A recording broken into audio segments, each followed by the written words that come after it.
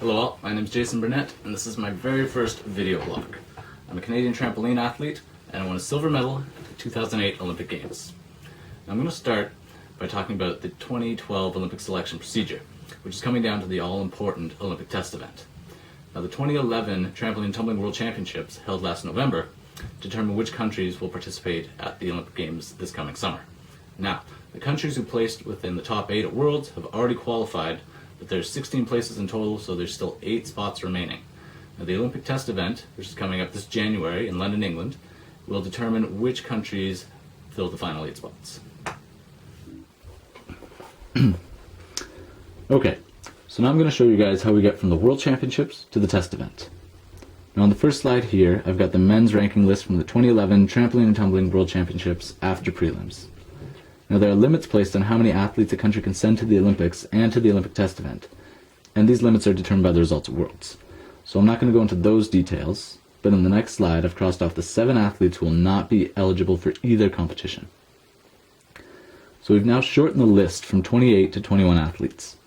All of these athletes could potentially go to the Olympics, but there are some who will not be invited to the test event, therefore making them irrelevant at this time. The athletes who rank in the top 8 after prelims at Worlds have earned their country a place at the Olympics already, and they don't need to go to the test event because they've already qualified. Now I've not crossed off the top 3 athletes because they will be invited to the test event, but only as a formality. We now have a list of 16 competitors who will attend the Olympic test event. I will now cross off the top 3 athletes because, as I mentioned before, they will compete at the test event as a formality, and they will not influence the final Olympic selection. The remaining 13 athletes are the ones who will be competing for the final Olympic spots. Now here I've crossed off Blake, the Australian athlete, because there needs to be at least 4 continents represented in the Olympic trampoline competition. As of now, there are only 3: Europe, Asia, and North America. And since there are no athletes from Africa or South America to challenge the Australians for the final continental spot, Australia has pretty much already earned their place at the Olympics. So this leaves us with 12 athletes who will be competing for the final Olympic spots.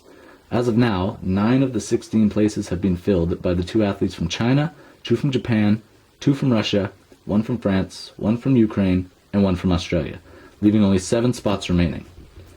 Now each of these 12 athletes can only qualify 1 spot for their country. So if we cross off the country doubles, we find that there are only 8 different countries competing for the 7 remaining Olympic spots, which means that only one of these countries is going to lose out on a spot at the Olympic Games. Now, of course, I don't want to give away exactly what I plan on doing at the test event, but here's a little preview.